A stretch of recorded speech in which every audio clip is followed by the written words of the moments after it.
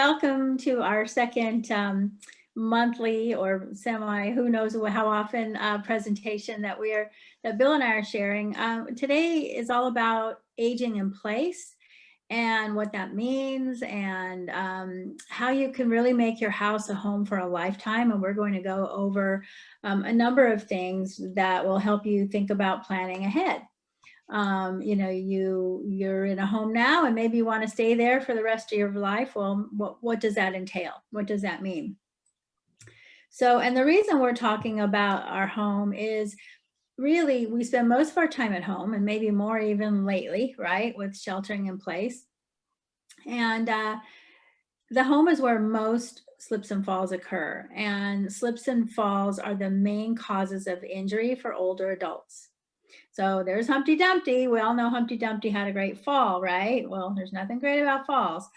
But every 11 seconds, an older adult is treated in the emergency department for a fall. And that's about 2.8 million per year. That's a lot of us, right?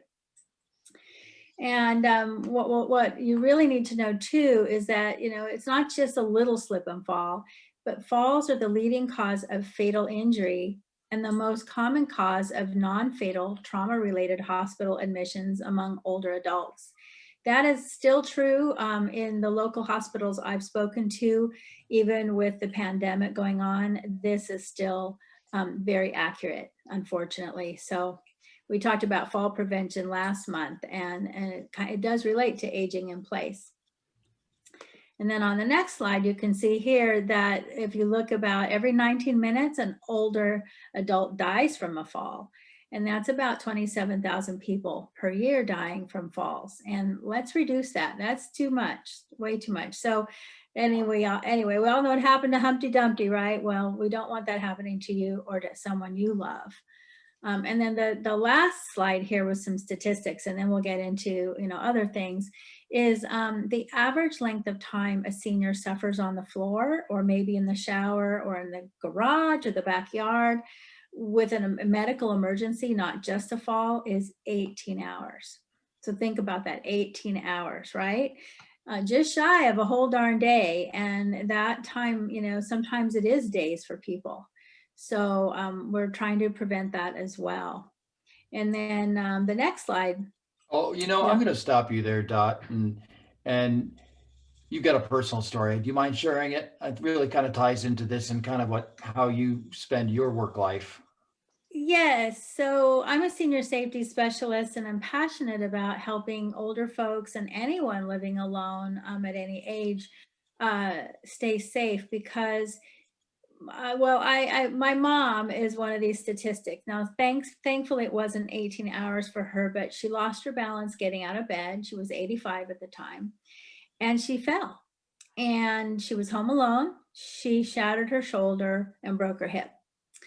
And poor thing, she laid there until lunchtime. There was absolutely no way she could reach a phone. She wasn't wearing any kind of a wearable medical alert. And she had to lay there suffering until anyone came home. And she was at my brother's, and thankfully my niece came home at lunchtime unexpectedly because she needed something for school. Otherwise, my mom would have laid there on that floor until dinner time, when she would have gotten home and my brother would have gotten home. So that's an awful time to lay there suffering. And in her case, of course, she was rushed to the hospital, had a partial hip replacement, spent 6 weeks in skilled nursing, and never had 100% independence after that. She always used a walker after that, and it changed her life, and it changed our life because my husband and I were her caregivers. We happened to be on vacation when that happened. So falls can happen anytime, and they can be life-changing. So having a plan, being safe, adapting your home, having a medical alert, all of those things are important pieces to the puzzle. And I mentioned this at the outset, that 80% of falls occur at home. That's a very recent statistic, and it's probably higher now. And again, this whole idea of thinking that in an emergency we can use a phone, it's just not there for us. And we're all kind of in denial. I always joke I'm not 25 anymore. Well, it was a long time ago I was 25. I could pick a higher number, but I'm sticking with 25. So think about yourself and your own safety, and how that impacts staying in the home you're in now, if that's where you'd really like to stay. And most of us would like to stay in our homes. We love it. We love our neighborhood. We love our familiarity and our memories there. So, you know, but there are other options, and that's what we're going to cover today. So home modifications is a big part of aging in place and making your house a home for life. And, you know, if you're buying a home today, there's certain things you want to look for, and we can talk about that later. But if you're in a home now and you're thinking, nope, this is my home, I love it, and nothing wrong with it.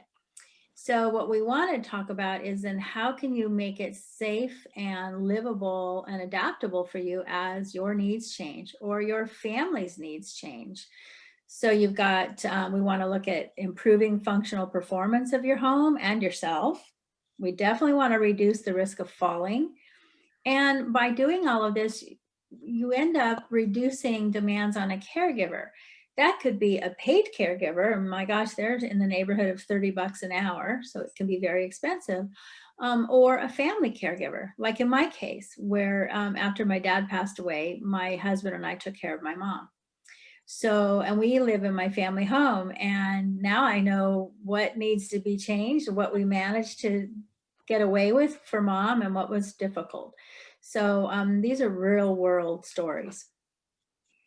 So then we're going to talk about the next slide here, really what it looks like to make your house a home for a lifetime. You're making it more comfortable. You're making it more livable. You are making it more livable, not just for yourself, but maybe for a loved one. Could be your spouse who might have some physical challenges.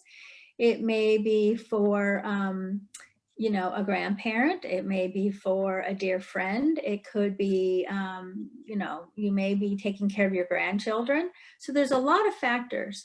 It's not just about seniors. It's really kind of the whole family, depending on your living situation. And then how things can be made to look stylish, because I don't think we have to give up style for function. In what Bill, the things I've seen Bill do and the things that I'm involved with, there's no giving up style for function and comfort, not these days. That's the old days. So here you can see some more functions that are beautiful. So, and you see at the top here, a certified aging in place specialist. That's an important designation, and we'll talk about that in a minute. But here you see a gentleman, and he's got the bar there, you know, with the toilet paper. That's pretty stylish and functional. So if he needs to hold on to that getting up from the toilet, he can. And as he stands, he's got the bar. You know, he's got the horizontal and then the vertical bar, and they're nice looking. Right? I was gonna chime in. This particular customer was a PE teacher at the local high school in Vallejo here in California, and upon retirement, he's still in pretty good shape here. You can still see that he likes doing his stretches and his calisthenics. He was showing off for me how buff he was. Is, Oh. I think, what he was doing there. So he was having a little fun with the grab bar, and I'll let you continue. Well, those are nice looking, because most people think that grab bars are really ugly and they look like they belong in, I don't know, the public bathroom at you know, the grocery store or something. And today is, like I said, you don't have to give up style for function. And then you can see here's the result of a beautiful bath remodel. That was probably a tub at one point, and now you've got access. There's a little bench, and there's room even to put a bigger bench in there, and we can talk about the faucet and all of those adaptabilities. But again, just to show that your home can be functional and beautiful with the right modifications and making it safer. So when you're looking at doing anything like this, don't just hire anybody to take a look at your home and say, hey, I need this, I need that, because you want to have somebody who understands what it means to age in place, and knows the questions to ask and find out what you need. What are the problems or the, you know, the issues that you're concerned about? And that professional probably knows some things you haven't even thought about, because the more I dig into senior safety and certified aging in place specialists and what they offer, like Bill, the more I learn about what I didn't know and what I wish I had known when we were taking care of my mom and my dad prior to her. So a professional can help you identify the solutions that fit your needs, can help recommend innovative and stylish ways to improve your home, to adapt it. They can help install modifications or assistive devices, and we'll show some of those, and really can enhance your home through modeling and new construction. So a CAPS, you know, what I say, certified aging in place specialist, we call them CAPS for short. They have been trained to identify and comprehensive and practical solutions for your needs, for your lifestyle, your health, and your family living situation. So it's not the same as just hiring any old contractor because the contractor doesn't necessarily have that training. So that's important. And it was really brought about, the CAPS designation was brought about and developed by the National Association of Home Builders. That's how important this is. And for remodeling, you don't want to have somebody who's in your home who doesn't know what they're doing. I think that, well, as you think about new homes being constructed, some of them are really smart, right? Not just the smart devices and everything's programmed and computerized, but the thought process of wider hallways and, you know, not having steps everywhere. And Bill will cover that as well. So the National Association of Home Building Remodelers are really the pushers of this designation because they realize how important it is. If people are going to remodel their homes, spend that time and money, you want to do it right. When they kicked it off, when the certification was kind of kicked off, whatever that was, 10 or 15 years ago, AARP was very instrumental in that partnership, as well as Lowe's. They could see the sense in it as well. And well, I was going to chime in here. It sounds good, Dot. And, you know, what we want to do is kind of identify the, you know, what's right for you. You know, everybody on this call might be in a different place. Maybe you are aging in place, or you maybe want to make your house more adaptable. You might have a parent or a relative coming to live with you, or perhaps a loved one suffered an injury that affects mobility. Maybe you're thinking long term, you might be fine today, but you're looking at your future needs and want to make your home more livable. Or lastly, you have a regular visitors to your home with mobility issues. Maybe it's your mom, your dad, a friend. Seems like more and more people that are coming into my home have a cane or a walker, and you know, I have to be able to provide you know, railings or ramps, you know, just for their own safety, but just common sense too. And who wants to have an accident in your house? So when remodeling or doing construction, structural considerations can be made for future modifications, like widening a doorway or installing grab bars. A closet can even be, you know, turned into an elevator shaft.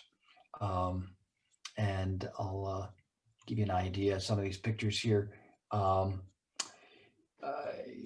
What we're looking at here is kind of a schematic drawing of building, highlighting the enlarging of a doorway so it's wider, so you can get a reasonable sized walker through. Okay, and then the other part of that same picture on the left is talking about blocking.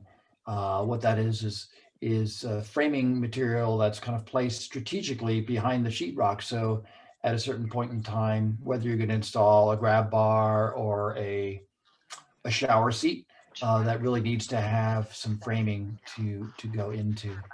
And then on the right, it's kind of a cool picture showing one of the things that's when people are doing a major construction, if you can think ahead and schedule your closets on top of each other, with the intention that someday maybe you want to have an elevator. This is, obviously in a multi-story home, 2, 3 stories. If you can stack your closets, that allows for a nice shaft later on without a whole lot of work, and makes it a lot more ease and affordable to put that elevator in at a later date. According to the CDC, about 1 in 3 adults over 65 has a fall each year. We already talked about that. And one of the best ways to help reduce that is by simply the installation of grab bars. And this is just highlighting some different sorts of grab bars, whether they're styling ones on the right.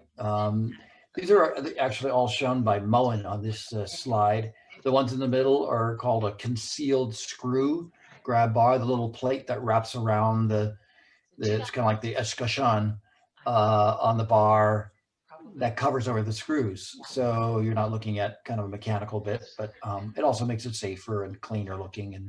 And then the one on the left with the toileting area is kind of highlighting a classic concealed grab bar on the left side, and on the right side, it's one of those grab bars that actually serves 2 purposes, where it holds toilet paper as well as being a grab bar. So this user could potentially have two hands on bars when they're getting up and down. It's a nice way to slide in a grab bar, but get some use out of it as well.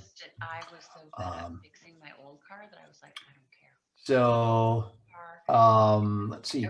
If you're like the majority of Americans over 45, you're going to want to remain to stay in your home throughout your maturing years.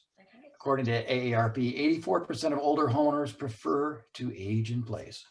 Okay, so and once again, this slide is just highlighting some of those issues that come up, and some projects that I've done in the past, and they may ring to you. And I'm going to take a little break at this point and see if there's any questions. And we'll have some questions at the end, but rather than just talk, I think we want to make this interactive and get your feedback and thoughts about kind of what Dot and I have spoken about. If you do want to speak, remember to de-mute. Okay, well, good. Sounds like we're covering some bases. That's good news. But if questions come up, this is interactive, and we've got a small group here, so feel free to pipe in. And if you've got a story or a question to add to what we're saying here, we'd love to hear it. With that in mind, I'm going to hand it back to Dot, and she's going to cover some of this, high-tech stuff. Oh yeah, high tech. I'm that person. Well, not really. So I will go back a little bit. You don't have to back up on the slides though, but in some of the seminars I've been in, we talk about the grab bars, right? And you showed some pictures, and we have the big sturdy ones in our 1950s bathroom here in our house. I'm in my family home, and I think I mentioned that. And you know what? I use them because I'm short and there's a big tub I've got to, jump over, so to speak, to get into the shower. But what I have learned as a senior safety expert, and I've learned this from folks who have been geriatric care managers, and they've been caring for seniors and putting care plans in place for a number of years. And they say, get these things early. Don't wait until there's a crisis. Don't wait until you need that grab bar in the bathroom, because if cognitive decline starts happening for you or your loved one, there is a memory in place for habits we've had for a lifetime, for a while anyway, right? We can stay in our homes longer if we're already used to using certain things like a grab bar and other devices. So if you're looking at aging in place and you're thinking about your bathroom and you don't have grab bars, it's wise to get them installed, because better to have it be your pattern. I use them. And then if I'm in this house another 20 years, and if I'm going through cognitive decline, I bet I still know how to use that grab bar. So that's an important factor with anything we're talking about. You want to be proactive. You know, I was going to pipe in on that one. I have a client this past week um, who had a stair lift put in. You know, it's a long staircase. It's probably a 14-foot ceilings, so a really long staircase. And I was there to witness and be a part of the stair lift installation. But then the training came, and um, the client, you know, had some challenges, and the lesson, which might have taken 10 minutes for you and me, probably took 2 hours. And you know, his condition is declining pretty rapidly right now. So 2 hours today could have been even longer. So he did get it, and I was really happy to hear that he mastered the chairlift. Sounds pretty basic, but you know, there are always little tricks to these devices, and just getting used to them if it's something new. Just to reiterate what you're saying, Dot. Go on. Definitely something new. So, right. And we've talked about how boomers want to stay in their homes, right? And I've seen numbers, not just boomers, but for seniors in general, that in the high 90% of people want to stay in their homes. So, and so we're here to show you how you can and what needs to be done in advance so that you can. And it's all about safety. It's all about preserving your independence. So, these are some things to really think about. And again, some of these have been a light bulb moment for me as well. The main floor bedroom, absolutely. So if you're in a home now and you don't have a main floor bedroom, look around, because could you maybe modify a room and make that the bedroom? You know, is there a half bath downstairs? Hopefully, right? That's a key thing. I tell you what, if you're looking, and Bill can talk about this too, but if you're looking to downsize or right size, you know, these are things to look for. A lot of things. Non-slip floors are so important. Easy to reach switches and outlets. Oh yeah. I mean, if you think about it, it never occurred to me how difficult my mom's life was until she had a walker. Now, she wasn't in a wheelchair, which I think makes things even more challenging. But when you're using a walker or maybe a cane, and you know, you've got to steady yourself with at least one hand and try to reach for something, the location of it really matters. Switches and outlets are important. Not too high, not too low, and lever handles.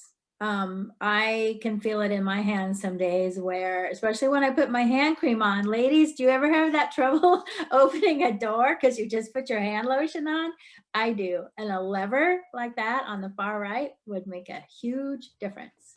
So I know when we update some things, there'll be lever handles.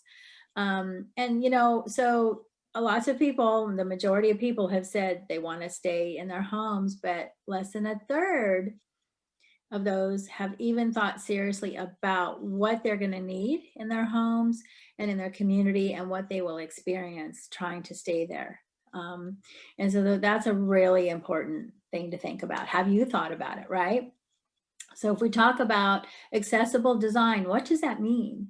So if you're sitting at home now, most of you, I'm sure, probably everybody's in their home right now, and take a look around. Right? Do you have any unnecessary barriers or obstacles that can make your life, you know, really more difficult or challenging? You know, do you have level walkways and wide doors?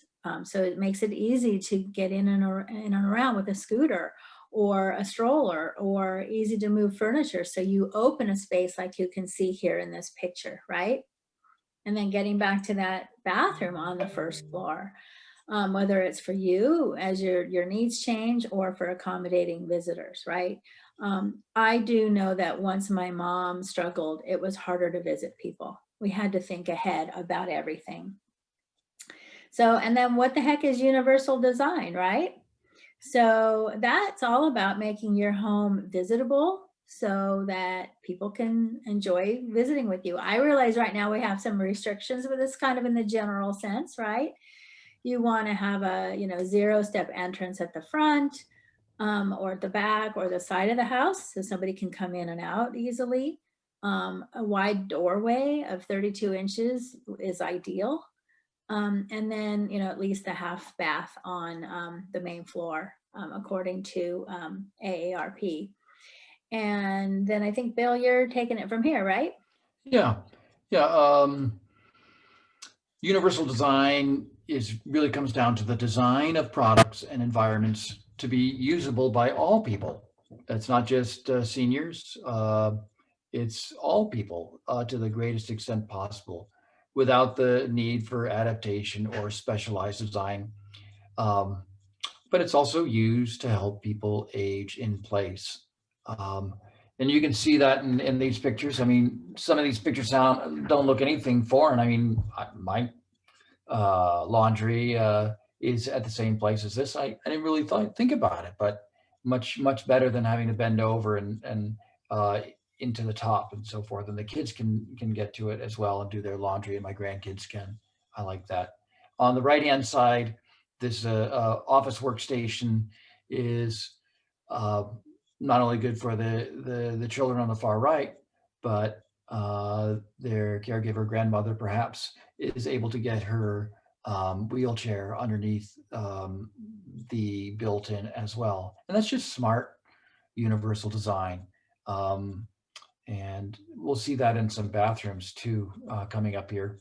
Uh, Zero step entry, so it's at grade level. So in this case, the motorized wheelchair can go right in without a special ramp, no big bumps. It's much safer. Um, and good for children as well. Same thing with the carpeted transition there. And then on the last picture on the far right is showing one of the things I'm a big fan of is curbless showers. Uh, Been very popular in Europe for years and years, but just starting to take on a little bit of traction, primarily through the universal design movement. But it's also stylish, where you have the shower open to the bathroom. You can imagine if you have a rollator or a walker or even a wheelchair, that's so much easier to get in and to work with your caregiver. Fold down seat as well makes a lot of sense. If it's in the way, you can fold it up, etc. And you can see the handheld shower is actually perched onto the grab bar. That's just a small $15 device you can order on Amazon that allows you to put your handheld shower really wherever you want on your grab bar. So that's kind of featuring that. And Dot, I think you already talked about this a little bit about location, but why don't you reiterate that? Yeah, now you can see an illustration of what we're talking about, because I think it doesn't occur to most of us. The light switches are where the light switches have always been, right? And probably, for a taller man who builds the house, that's where they go, or maybe where, the code is, it's supposed to be. I don't really know. Bill, you might know that. But then also outlets. I mean, I don't know about you, but they're usually, out of the way down low, and you can't reach them. And whether you're in a wheelchair or not, as we get older, bending down to plug something in or unplug it and trying to stay balanced and not fall or be able to get up without hurting yourself, that's a big deal. So I love seeing this. I said in my last presentation, my dad was an electrician, and he never evolved 60 some years ago when he built this place. He never would have thought about that. But I wish that that's the way it was now, that's for sure. So these are practical things for people of any age. And so it doesn't stand out as though you've done anything that changes anything negative to your home, but actually, whether it's for a temporary need or a permanent need, it's great. Was there something in the chat, Bill, that I needed to see? No, I was fine. No? I took care of it. Okay. So, and here you can see where appliances are, if you look at your home now, take a look in your kitchen, where is your microwave? Was it built in? Was it put above your stove? That is the most dangerous place for it, because for most of us, that is not like arm level. There's a reach involved. and you got hot stuff going in, you got glass containers, and having to reach up and put something in and out of your microwave over your head is a recipe for disaster. You don't want that. So having a countertop one is much smarter. That's where ours is. And I'm a shorty and my husband's almost 6'2". So we have to accommodate each other, but mostly he has to accommodate me. I'm 5'3". So then when you can see even, you know, our helper, right? Our little helper there, he can cook something up there in the microwave. And then the front loading washer, those are really nice. And sometimes I've seen them, the newer modern ones are kind of on a pedestal. As long as that's secured, that's kind of nice too. And then the reachable storage, these pull-outs are amazing. Pull out, pull down. I mean, you can get a lot more stored in there, but it's also just easier, especially those bottom shelves, right? Those are the worst. And we were talking about this a little before about the handheld showers, and this has a lot of flexibility. The upper shower is movable, as well as the handheld shower that's mounted and movable. So that's really handy to have. And another picture of a lever handle, different kinds of switches that sometimes make sense in certain rooms. You know, I have a propensity to leave lights on, like in my closet. So, you know, call it forgetful Bill. I mean, yeah, you know, so I ended up putting in some timer switches in the closet. And so, you know, I'm only in the closet for 5 or 10 minutes maximum, you know, if that. And so it turns itself off, and that's fine. But the next one is even more universal, to have toggle switches, which are easy to do with the back of your hand, the front of your hand, but to get lighted ones, if you're ever in the place to have the electrician over to switch out some of those key switches, particularly in the bedroom and the bathroom where you're traveling, where it's dark most often, or in the hallway. When I see clients do that, it makes me very happy. It's a good safety thing. And then sensor switches, they have their time and place as well. I can't think of a good example right now, but I'm trying to think. My garage, I've got sensor switches on my lights, so that's pretty obvious. A lot of people have those. We had an example earlier of open space. I think, Dot, you were going to talk about this a little bit. Yeah, so if you see some open space here, there's a wide open kitchen, right? It gives a person room to maneuver. Again, we're focused a little bit on if you have a walker or a cane or a wheelchair or a scooter, hey, wide open is better, right? And you notice there's no clutter on the floor either, which is a fall hazard. But being able to, you know, move around safely is very important. It allows for you to stay in your home, you know, for years to come. You can have wider doorways, and you want to be able to, you know, install a refrigerator, all of these things as you modernize your home, you want to have room for. I especially love the bathroom idea, because I think it might have been the 70s or the 80s when the whole big deal of having the cabinet under the, because I can remember all the times my dad remodeled this house and having a cabinet under the sink, right?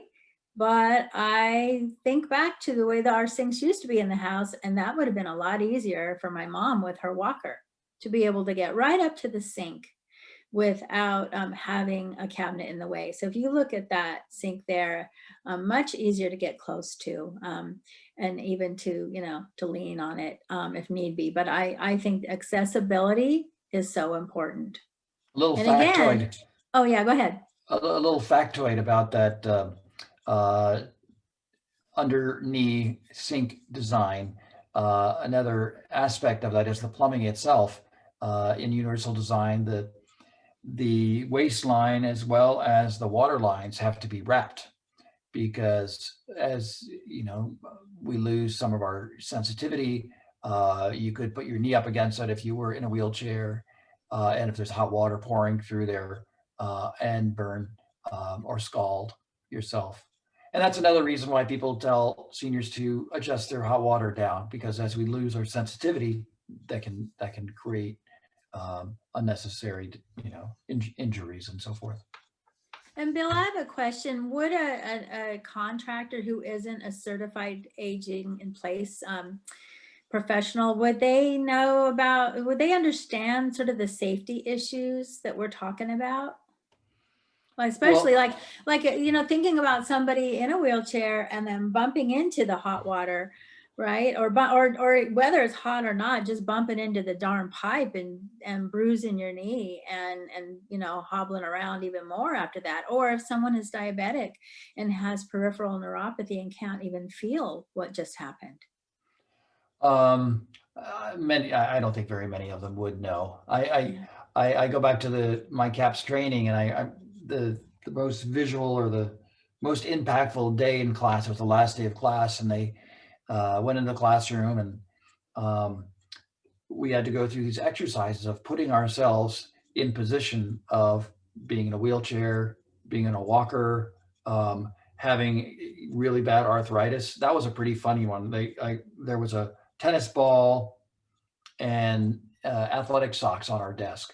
So what we had to do was put the athletic sock over our hand and with a tennis ball in our hand, and then the sock goes over it. And then you have to go through a series of exercises, go outside, open the door, open the microwave, because that's what it feels like with really extensive arthritis. And so those exercises, the wheelchair exercise, that was outrageous. I mean, if you've never spent a day in a wheelchair, try it sometime. It's not even a day. I did it for 10 minutes, and it was super eye-opening. And all of a sudden, how do you open the microwave that was there? I couldn't. Or the refrigerator, you got to back up and go forward. It was crazy. So putting yourself in those shoes or in that wheelchair really made a difference. Thanks for asking, Dot. So the way this slide's supposed to work is kind of reverse. I was supposed to ask the audience, well, what's good or what's bad about these pictures? But the way the slide ended up coming out is pretty cool. It actually gives you all the answers. And so I don't need to really repeat too much here, but you can see the highlights here of some of the unique designs of, that's going left to right. You can see the counter height shelving, so you don't have to reach very high, whether you're in a wheelchair or not. The open spaces, we've talked about that. Multiple level counters. Very, people don't think about these things, but that makes a big difference in doing prep work and having an area where you can prep if you are in a wheelchair as well. Integrating grab bars as towel bars and vice versa. Some pretty cool ways. And in the bedroom area, some other ideas, wide doors. This stuff is not rocket science. I mean, it's very easy to conceptualize it once you see it, but if you haven't thought about it, it's like, oh, wow, why didn't I think about that? Lighting, it's such a basic thing that we need. Seeing contrast is gets harder and harder for all of us. Glasses, lights, medication. So having really good and flexible lighting is really keen. So I think that's the first thing that's on the list is lighting, and then throw rugs, and then grab bars. That's kind of the order of critical infrastructure. And then you can go on from there, but those are like the first three. And we talked about outlets and dimmers. So if it sounds somewhat repetitive, it is, because it's really quite basic. But hopefully through these slides you're seeing some different areas. So here we talked about the protected drain pipes, right? Here's a nice example where they didn't just wrap them with foam tape, they actually covered them up. We didn't talk about higher toilets, but that is, if you haven't invested in a higher toilet, you can still get like a little elevator, a little crutch that goes on the toilet seat that makes getting up and off and on the toilet so much easier. And they're sanitary. They're actually not unattractive. The slip resistant floor, before we saw a wood version, tile now is available with different levels of slip resistance, and it's measured. And here's another one on the far left, the adjustable mirror. Wow, well, I got to put a mirror in for makeup anyhow. Why not make it so it's adjustable? It's interesting how there's two levels here. One for this, in this couple, presumably this was for the wheelchair bound person, and this was a standing person. So a lot of flexibility in these different areas. I we're about 3/4 after the hour, and we want to leave room for questions. But I think we're just going to take a minute and kind of stimulate some of those questions with Dot's help here. Yes. So as again, everybody's at home right now, every one of us. So as you look around your home and you're thinking, what changes do I want in place today, right? Like right now, thinking like what's not safe, or what could be a little bit more accommodating to you or your loved ones. And that's for now. And then thinking about the future, if you want to stay in your home, what changes will I want in the future? And questions about, am I remodeling an existing space or adding new construction? And oh my gosh, the budget, right? What's the budget? And then of course, who's going to benefit? These are all kind of questions to ponder. And does anyone have any thing they wanted to jump in and ask, or even make a statement of just sort of like, through all of this, have you had that light bulb moment? I've had a few, like, oh wow, hadn't thought of that. So now I know you can hear me. Yes. So I know when I did the last one with the two of you hosting, my husband was diagnosed with Alzheimer's in 2017. And so now we're starting to see the cognitive changes. And so falling and things like that. So one thing that I did based on, what I saw last time was immediately move a light to his side of the bed. So if he gets up in the night, he can just turn on the light, because the light switches aren't anywhere close to our beds. So that was really great. But as I was just watching you, we've had this ongoing conversation with like the neuropsychologists and stuff about flooring and falling. And so, when it comes to either a cane or, something else that's going to address mobility issues, I was thinking back to what Bill said last time, which would be the low carpet. But, if you have a cane and stuff, I'm already seeing more of a shuffle. And so I'm thinking, so now, and we're talking about like our living room. In our other rooms, we've already put down like a laminate in our kitchen and dining room and stuff. But I'm thinking, is it more common now to switch from like not even low carpeting, but down to a laminate for a living room? I mean, that one makes me a little bit nervous. I can see the value in doing it. I'm not sure my husband will be gung-ho on that one. I don't see that happening yet anyways, not gung-ho on that kind of flooring for, we have a big space in our living room, and we have, grandkids that come, and just wondering though, as far as the risk factor, he hasn't fallen in the house. We have a huge property, and he's fallen on the property, and that part we're working on it. The flooring though for the house, that's a big concern for me. You guys have brought up a lot of really good things though on the universal, on the designs. I've taken a lot of notes. It's like, okay, but the flooring is a thing that's something that I need to look at now. It's interesting. And Mary's on the call here. I think she may have some input on this too. So I don't know if she wants to. Are you on the building committee, Mary, at Vintage House? You're muted. Mute. Yeah. So I know there were discussions. This is a senior center, a senior activity center. It's not a living center, but it's activities like a senior school, and they just went through a lot of study on flooring textures, both inside, and now they're talking about outside surfaces. So I'm wondering if Mary's on the up and up there, and Dot as well. I know you've gotten rid of a lot of carpet at Vintage House. How did that discussion go, Mary, internally?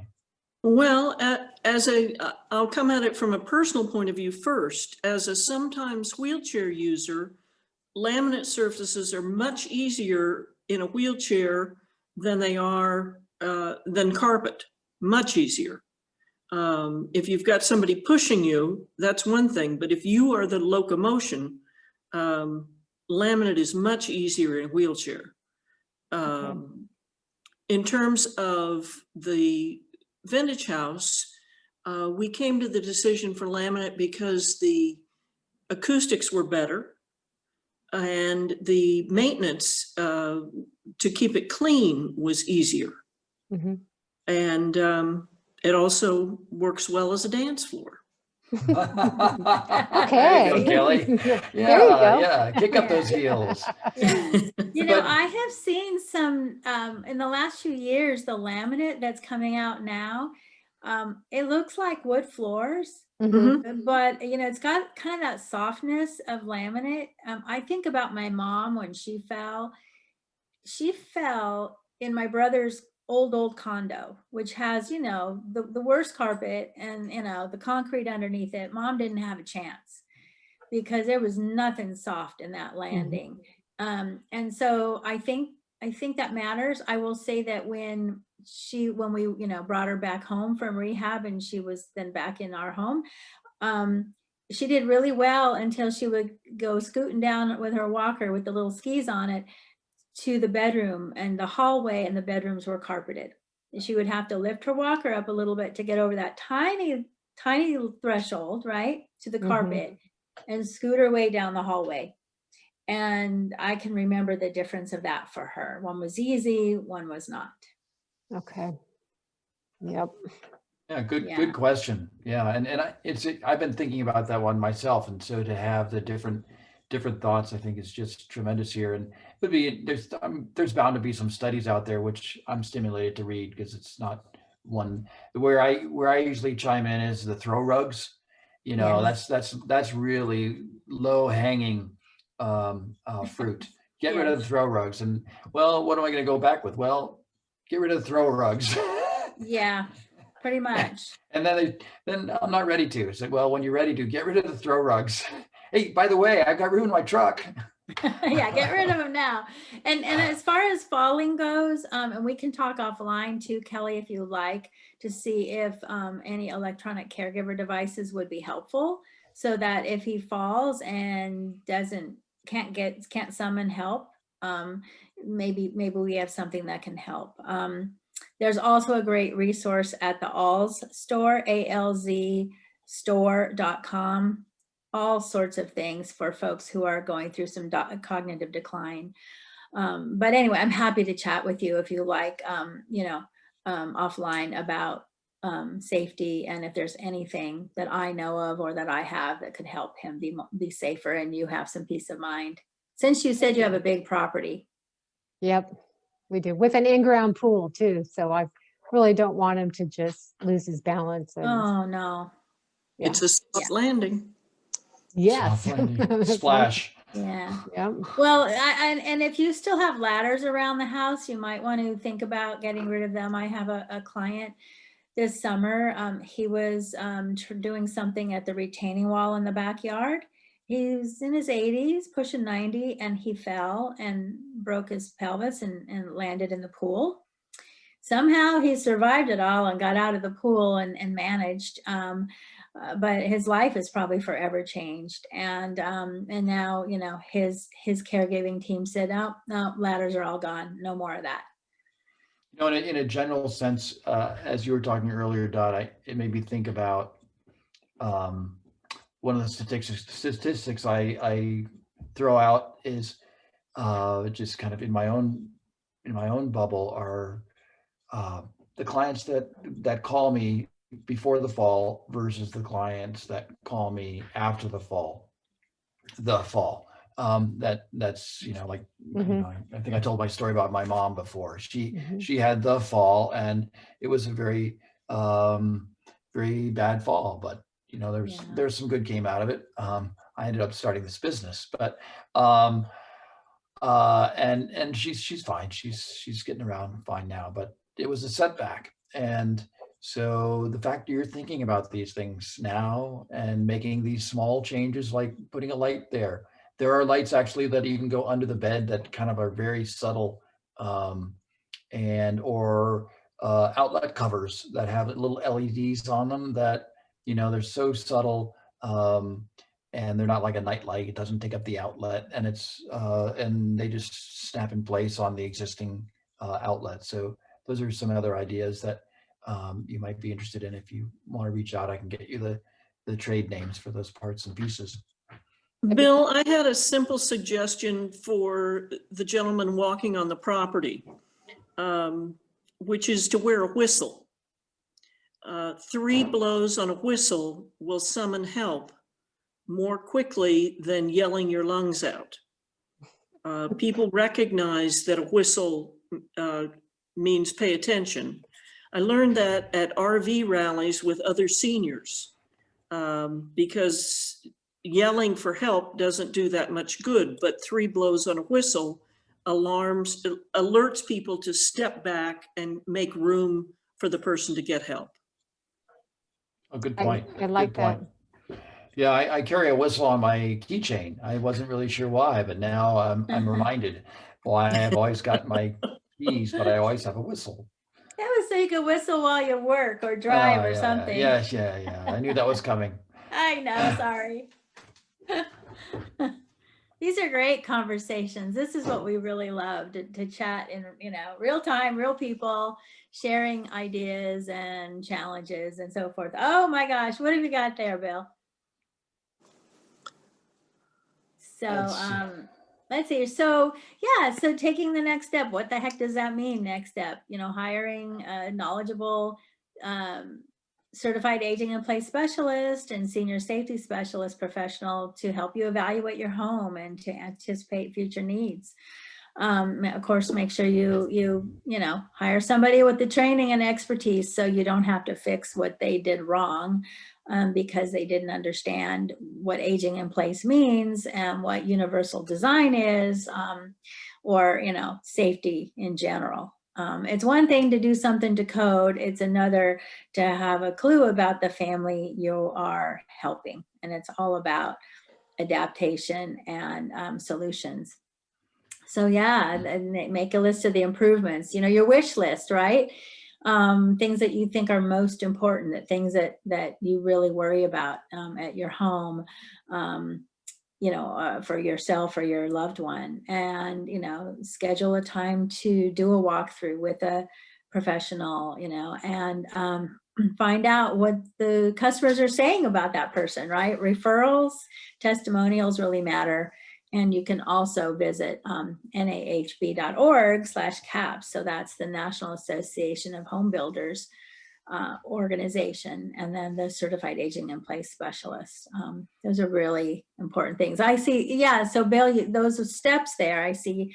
I mean, now somebody can get up and down those steps a lot more safely because they've got railing on both sides, sturdy, not just putting something over here and hopefully holding onto the wall while they get down the steps like a lot of people do. Well, Right. yeah, and yeah, the key is on both sides. A lot of people don't realize that. Oh, I'll just put up one railing. And in both these projects, the one on the right and the one on the left, when I first got there, there was one railing, and there had been a fall, so that's why the second railing was specified. That's why it made sense to add that second one. Keep thinking about it. When you go up the stairs, you use your dominant hand, but then you turn around and go down the stairs. You go down the stairs and use your dominant hand. So that means you really need to have 2 rails, and that's why we have 2 rails. Yeah, and the thing is, oftentimes we've got something in our other hand, right? And we women, we're usually carrying some big monster purse, maybe a little one, but generally speaking, a purse, and quite often maybe a shopping bag. And if you're anything like me, you're trying to make it into the house with one trip. So that makes me a fall risk right there because I'm already carrying too many things. And I have these conversations with myself and I still do them. So, right? Denial, I'm not 25 anymore. So Dot, here's the trick. And I think you already knew this. I don't know if you're coming up to this, and I'm sorry, neither of these pictures show it, but I can tell you about it, is to put a little table right by the door. And if you don't have a little table by your door, Yeah. now is a good time to put a little table by your door so you have a place to put your purse or your grocery bag Yes. while you go in your purse to get the keys and unlock the door and open the door and make sure the Yep. dog doesn't run out and all that stuff. We have So, 2 chairs. So I've got 2 chairs to load my okay. stuff on before I have to come up the step to the door. So yes, we finally did that for other reasons, but it's turned out to be a great Yeah. safety thing. So really, before starting your project, you want to ask yourself, some important questions like what, like I said before, what changes, need to be made today, and is that enough? Will these changes be able to accommodate my future needs, right? That's important. What's the future look like? And none of us have a crystal ball, but we can kind of see some things coming, right? What is the size and scope of the project? And, what is your budget for that? And when will the project be completed and who will benefit? This is all about having, help as you go through this process, because if you are in the majority who wants to stay aging in place in your home where you are now, you're most likely going to need to make some changes, some modifications, add some things, take away some things. And again, like I said, having a professional to help you with that is key, because better to do it once and do it right than to have to do it multiple times. For sure. Okay. You had a question, Kelly, before we go here? Go ahead. Before you go, so I see that there's the website, for the National Association of Home Builders, which is very cool. But I don't see anything like, is there a directory or something for the senior specialist, like what you do, Dot? Because Not that's a so position much. I've never heard of, and we're very rural here. So Yeah. it's like, I don't know where I would find that. So You probably wouldn't. You might find, an aging in place. You might find certified senior safety or this or that. And, I did social work and adult protective services here for the county for quite a few years. And it's like, no. yeah, mostly if you pulled up senior safety specialist, you're going to get some designation in a state, state office somewhere that has nothing to do, or something in construction. Mainly it's somebody who, can share some resources with you about aging in place and safety around the house, what to look for, what to check in each room, to really go through each room. I have a pretty extensive home safety checklist I could email to you. That'd be great. And it helps you just one by one, room by room. And then, what I do is I can talk about the different safety devices, personal safety devices that are out there. Sometimes it's the caregiver who needs the added protection. Because in your case, you probably run most of the errands and, do a lot for your husband now. And, you've got to be able to get help if you need it. And your loved ones need to know that if you were taken to the hospital, that somebody's going to be with your husband, right? It's so, what I do is so much more beyond what 911 can do for folks. And we don't realize that though, until maybe we're in a crisis and we realize, oh, my expectations of the 911 system are a little bit higher than what they were designed for. Yes. Yeah. So we can have those kinds of conversations. And then the resources I have, some are local, but some these days, so many people are working from home that it's like a buffet for you anyway, because you would be, even locally, you might be working with somebody who's working from home rather than coming to your house.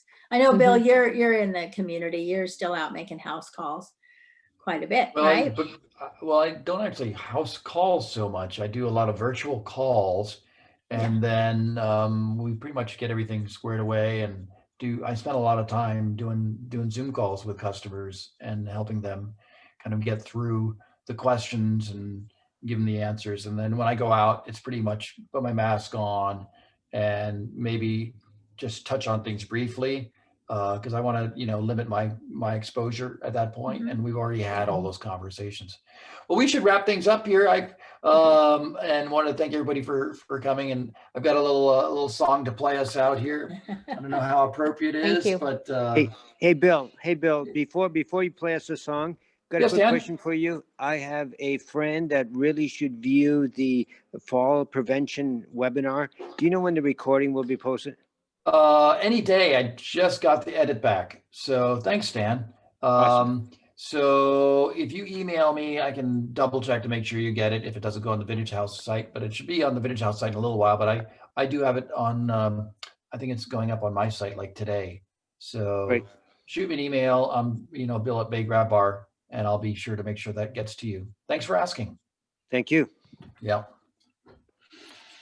Well, before Bill starts tooting his horn there, thank you all for being here, and it's been our pleasure. Thank you.